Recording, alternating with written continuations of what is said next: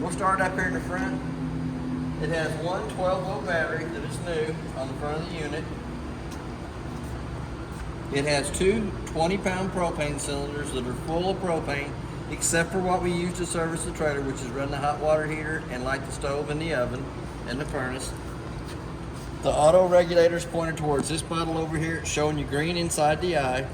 As soon as this bottle would happen to come up empty, it's going to turn red inside that eye, indicating that the bottle it's pointed to is empty. If the other cylinders are already open, it'll automatically pick up from this so you don't lose your gas service in the middle of the night. Still going to show you red inside the eye that the one it's pointed to is empty, but it'll automatically pick up from that one over there. Then all you have to do is switch it over to that bottle, work off of it, while you take this one off and take it to town and have it refilled. We have a hookup light for hooking up at nighttime, and an up and down button for running it up onto the vehicle or off of the vehicle. We also have a 30-amp fusible link on the side of it. If for any reason the jack won't work off the switch, check this 30-amp fuse first.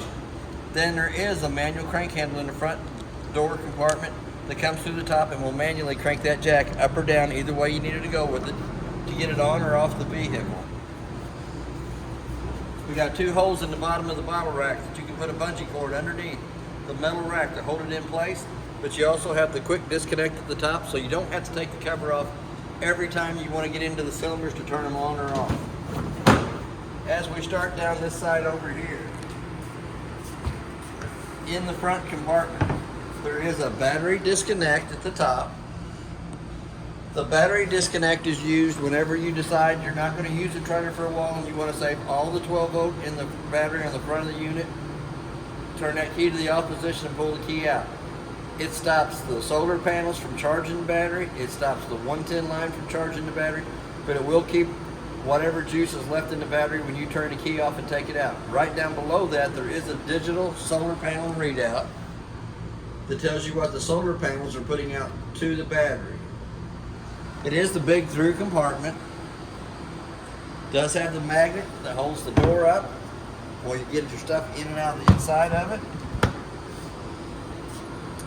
On the stabilizer jacks, on the off door side, there is a slotted handle in the front compartment that comes in and will manually crank them jacks up or down. For any reason they won't work off the switch on the front of the unit. We're going to go back to the Suburban on-demand water heater. It has an on and off button on the outside that has to be in the on position for the button on the inside to work properly too.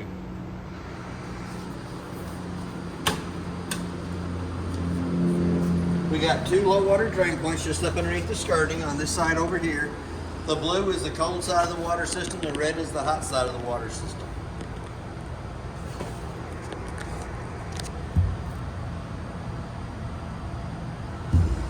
Now we're going to come back to the termination valves. You hook your sewer hose onto the end of the 3-inch pipe coming off the side. The black handle in the back, the 3-inch black handle in the back will be pulled first, which is your toilet water. Then we're going to come up to the front gray handle, which is your bathroom sink and shower. Pull it and let it drain. And then we're going to go back to the second gray handle, which is the kitchen sink water only. It does have an outside shower on the off-door side of the unit that gives you hot and cold running water to this side here.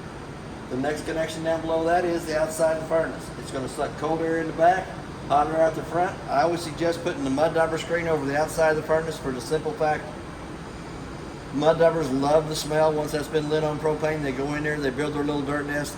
Then it causes your airflow not to be properly, and I have to take the furnace out.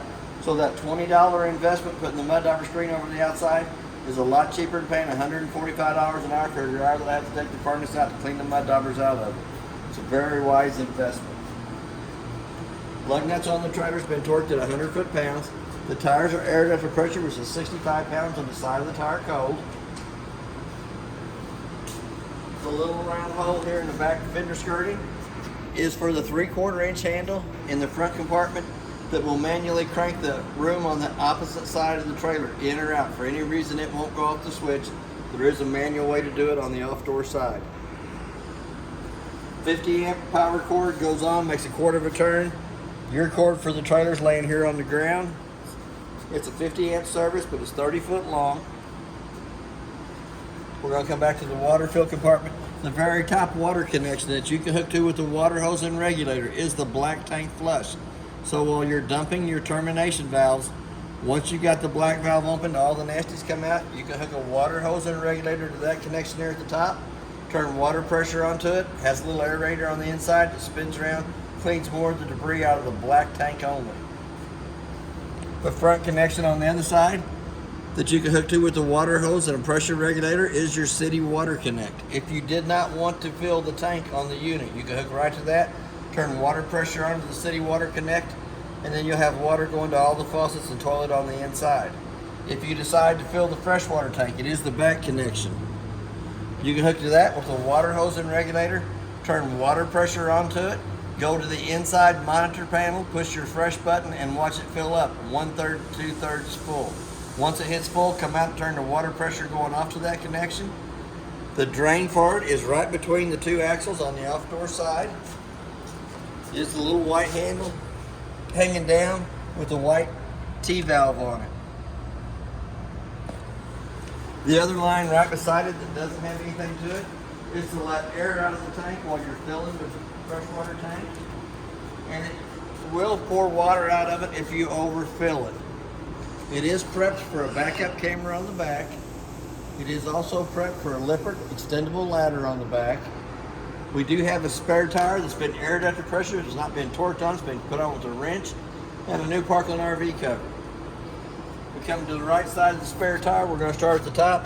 It does have a park cable hookup, so if the park that you're at has cable, you can hook to that, and you'll have the same cable on your TV as they do. Then you have two satellite hookups. The one at the top's for the bedroom, the one at the bottom is for the living room area. If you buy the satellite dish that sits out behind, that's where you'll connect it to. As we start down this side here, it does have the stabilizer jacks, so we're going to retract and bring them up just a little bit. Once we put the extend button down, they're going to come down till they hit the ground. Once they hit the ground, just put a little pressure on them. They're not for leveling the trailer from side to side. They just stabilize the trailer while you're walking through it. While we're down here, we do have a quick disconnect for the gas lines. If you had an outside grill barbecue pit that you wanted to hook to it, works off the propane bottles on the front of the unit. Does have a T-handle up on top that has to be turned in line with that gas line for the gas to come through that connection. Another little round hole on this side over here in the bottom of the radius metal is for the off-door side slide. For any reason it won't work off the switch, there is a manual way to crank that room in or out. Goes through the fender skirt on this side here with a 3/4 inch handle, and we'll crank the room on the opposite side in or out. There is a place for a TV out here, park cable hookup or antenna, a 110 outlet to plug it into. Your TV from the inside the living room will come out and slide down in this bracket here. Plug to those two connections and you'll have the same TV on the outside of the unit as you do on the inside. We've already talked about the lug nuts being torqued at 100 foot-pounds. Tires are rated for pressure, which is 65 pounds to the side of the tire cone. Your next connection up is for little critters. Next connection up from it is the extend and retract button for the two stabilizer jacks on the front. We're going to go into the front compartment. This front compartment has a light on this side over here, and the black switch turns your two LED strips on the front of the unit on. Little decorative lighting on the front of the unit. We're going to go back to those manual crank handles. The little silver colored one is for the tongue jack on the front of the unit. Comes down inside the tongue jack. We'll manually crank it up or down. The brass slotted handle does the two stabilizer jacks at the front and back. And then the 3/4 inch handle does your slide rooms on either side of the unit, front or back, whichever one you need to crank in. This will be a handle that cranks that in. Does have a magnet for holding up the compartment door while you're getting your goodies in and out. We're going to come back to the two speakers up here at the top. I'll have to show you more about those when we get to the stereo on the inside. They do have a blue light in them whenever you have your LED awning lights on. We're going to go back to the front door. We're going to open up the grab handle. We're going to open the door fully extended.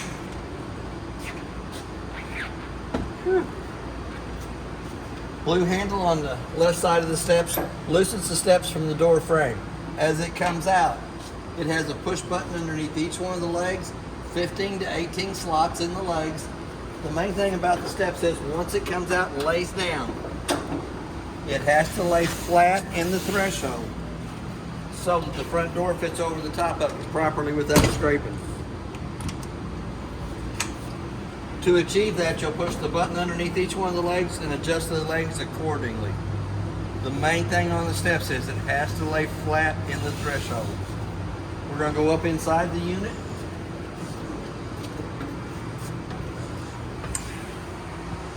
Boy, it's nice and cool in here. It is nice in here.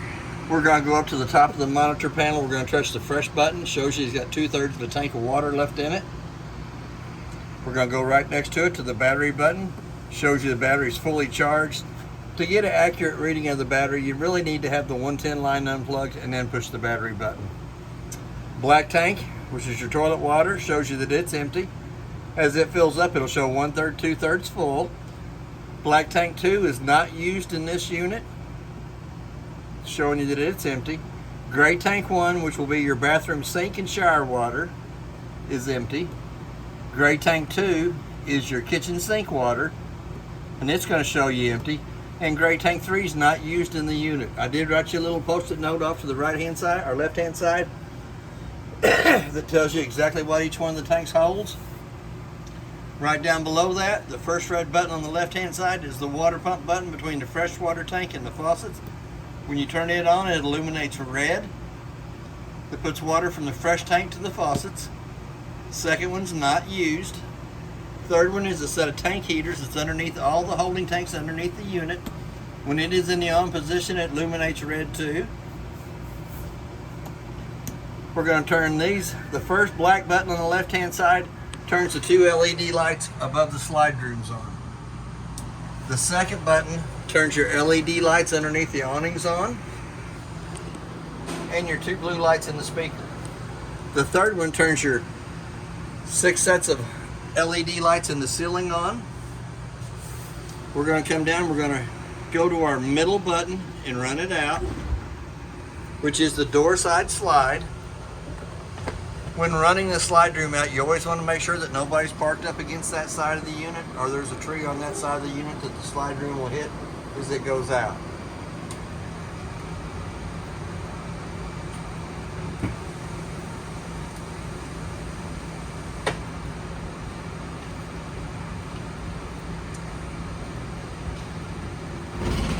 Anytime it starts ratcheting, it's time to let off the button.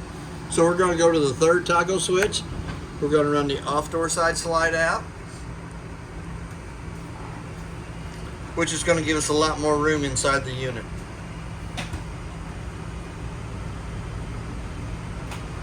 Here again, it's always best to make sure there's not a tree or a vehicle parked up along that side. We're going to come back over to the first toggle switch on the left hand side, and we're going to run it out, which is your main awning as it comes out. We're going to run it out as far as we can. We're up against the other trailer, so I don't think it'll go all the way out, but we'll run it out as far as we can go. I'm going to call that good before I hit the other trailer. I'm going to show you each one of the arms has a pinch point that you can pull down against. That puts the pitch of the rain coming off this side of the awning. There's one on the front arm that'll do the same thing, which puts the pitch of the rain farther away from the front door. But anytime you're going to roll it back up, you'll need to pull it back to the straight position so it's straight in line with itself, so that when it rolls into the arms, it goes into the cradle. The awning on the front slide rail is the bottom awning button that runs it in and out. And I don't even think we can get it out quite as far as we did this one. But we'll run it out as far as we can. At least you can see the LED lights on it.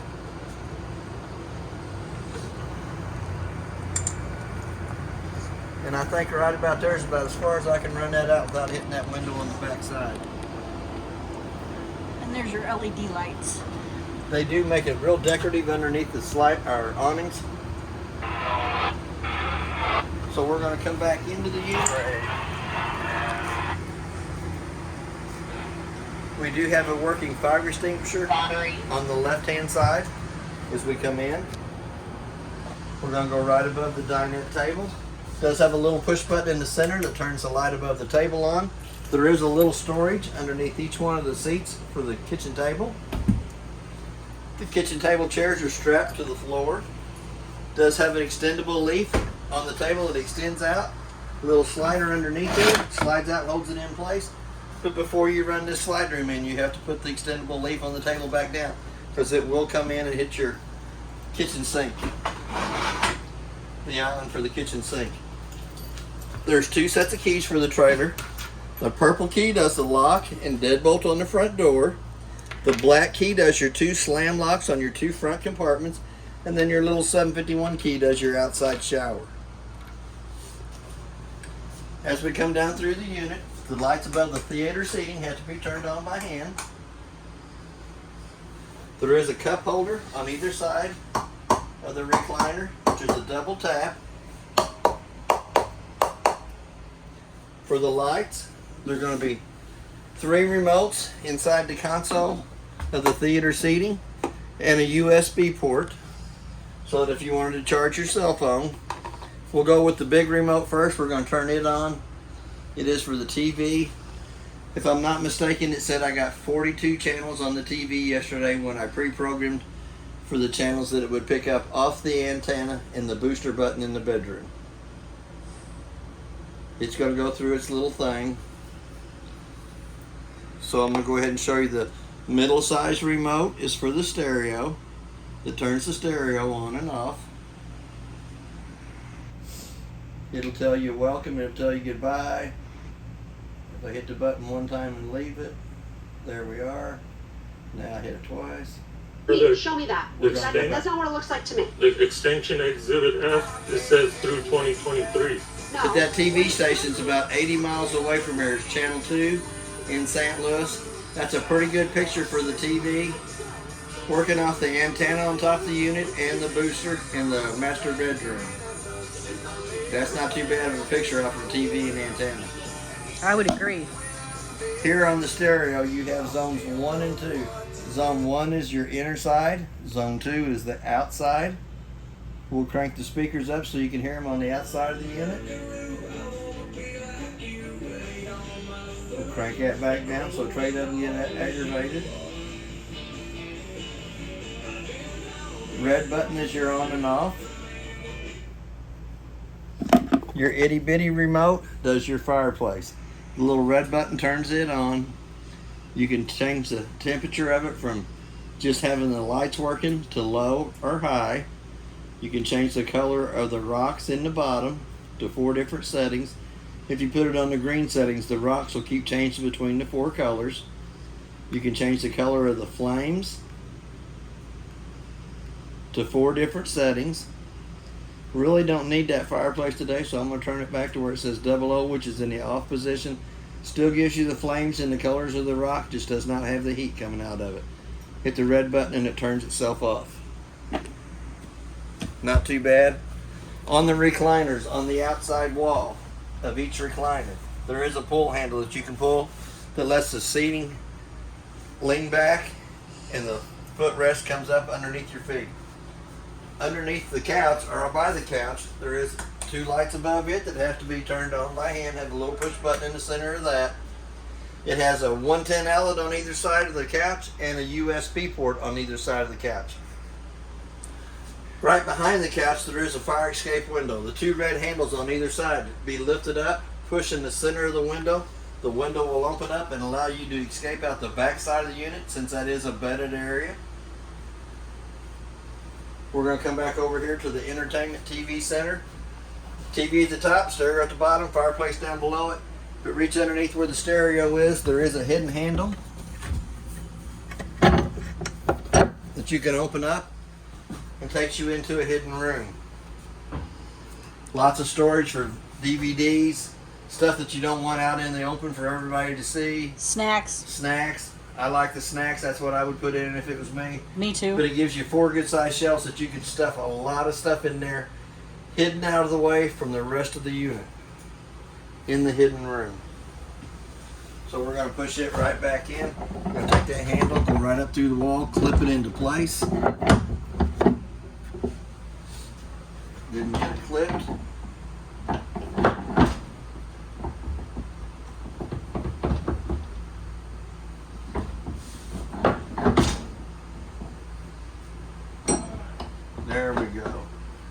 clips it into place, holds it in place. We do have a working smoke detector above our heads right here. Gives you that little annoying sound. On the back side of the island, there is a light switch that turns your LED lights at the bottom of the kitchen sink island. There is a 110 outlet that is GFIC protected. We're going to come over here to the exhaust fan and light for the stove. Does have a light for the stove top. Does have a fan. For the fan to work properly, the two tabs on the outside hood need to be lifted up, allows the flapper to flap. When it's not in use, you'll want to push those two tabs back in so that they don't sit and flap during travel and break out. Does have a glass stove top at the top of the stove that gets folded up 2 times up out of the way. Once it's up out of the way, we're going to turn the button on the very far right hand side on that illuminates the valves for the burners. We're going to turn it up to where it says light. Might have to hold in on the button. Lights up the stove, crank it up to the temperature you want. Same way with your middle burner.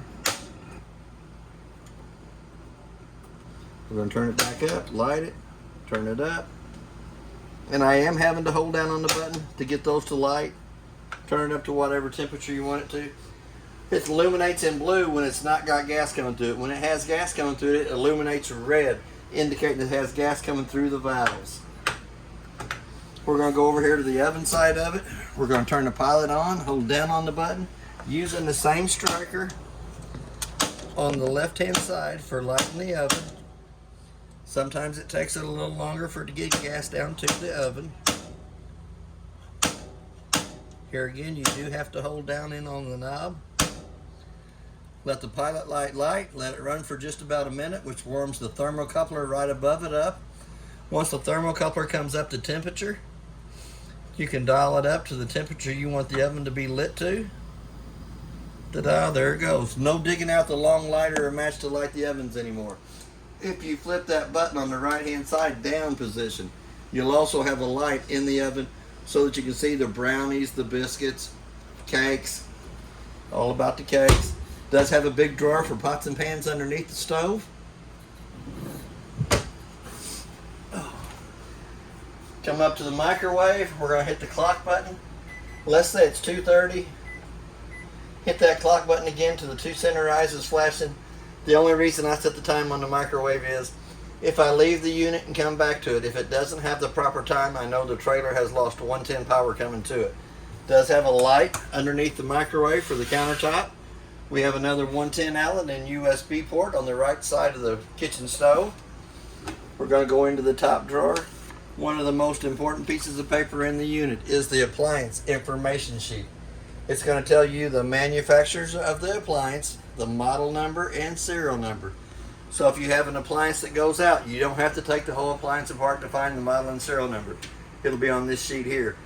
That's done from the factory when it comes through the line with the model and serial number of the appliances they add into the unit. All the rest of the paperwork is in the brown bag. A lot of good reading in there. It's probably going to tell you a lot better English and a lot better grammar if you read it to go through it. We got 2 drawers on underneath the kitchen sink. You can add a lot of little goodies in there. You can put a trash can in there if you wanted to. The 2 drawers down below the bag are empty. Does have more storage cabinet space to the right hand side of that. One more cabinet space to the left side of the kitchen sink. Put a lot of soap, scrubs, brush, sponges. We're going to come back up to the refrigerator. We're going to open it up. It's nice and cold on the inside of there. Does have controls down here on the bottom for setting the temperature in the icebox and freezer. The freezer is always going to get cold before the icebox does, so it does take it a little while. It's not like your one at home. You can't turn it on. 45 minutes later, it'll be freezing ice in the top and cold in the bottom. It takes a couple hours for it to get down to the temperature of whatever you want it set to. We're going to go ahead and close that right back up. We're going to come to the cabinet space right to the right of the icebox. Pretty good sized cabinets, a lot of rooms for snacks, goodies, candies. 3 cabinets at the top, 3 cabinets at the bottom.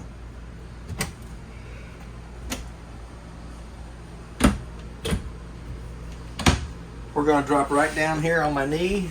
It does have a working LP, carbon monoxide detector. If you push the button real quick and let go, it's going to give you that little annoying sound. If you push the button and hold down on it for a minute, it's going to go to carbon monoxide, which is the 4 beeps, 2 times in a row. We're going to go over here to the breaker box. The breaker box is marked from the left-hand side to the right, what exactly the fuses or breakers above it is. The 12-amp car fuses on the right-hand side. The first 3 spots are empty in case you wanted to add another appliance, but they do tell you exactly what the 12-volt fuses do down the side. There is a red light on the right-hand side that illuminates anytime one of the fuses is blowed, and can also be seen through the tinted window in the front here. We're going to go up to the air conditioner. It does have a quick cool down on either side. We're going to come back up to the thermostat. We're going to turn it on. First thing it's going to do is give you your fan speed low, fan speed high. We're going to go to cool, cool low, cool auto, and cool high. You'll dial your temperature down for it. Here in just a minute, it's going to kick on. There we go. It does have the quick cool down on the air conditioner on either end. It brings all the cold air into the living room kitchen area. When the kitchen and living room area gets cool enough for you, all you have to do is close those back off. It will go to the round white vents in the ceilings. The brown vents on the cabinet are for the heat.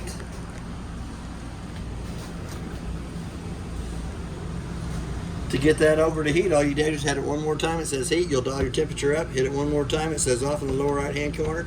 So we're going right back up to the AC side of it. You do have a 110 outlet and a USB port on the kitchen cabinet. We're going to slide right on around that.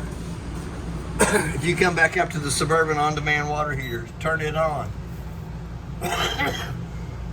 Excuse me, that's the temperature of the water that's in the hot water heater right now. But when you turn water onto the faucet, it's going to show you a little sprinkler on this side over here.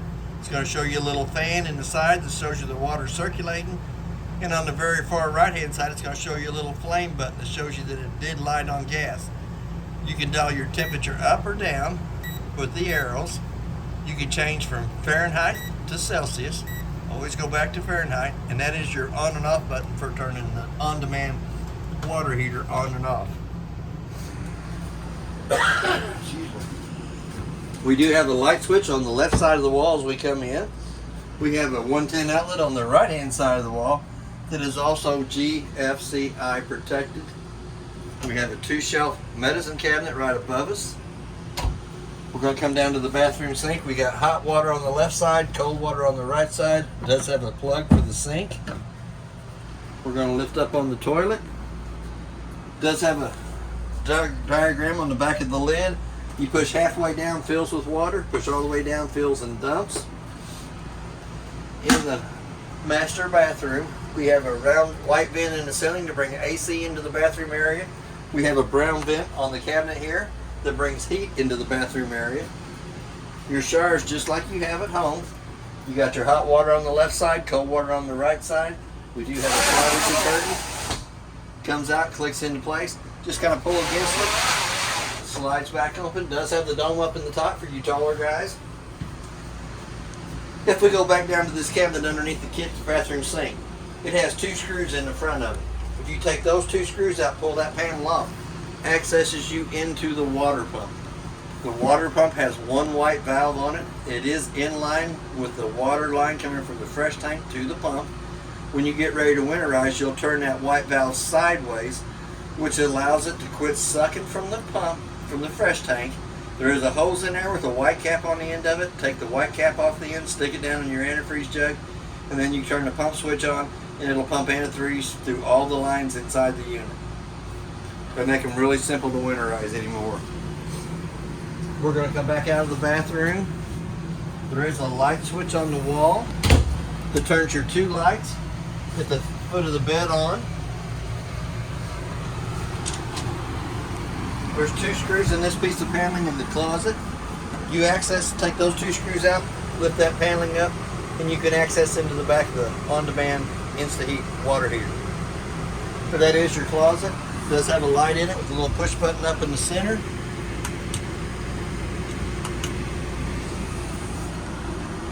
Pretty good sized closet space.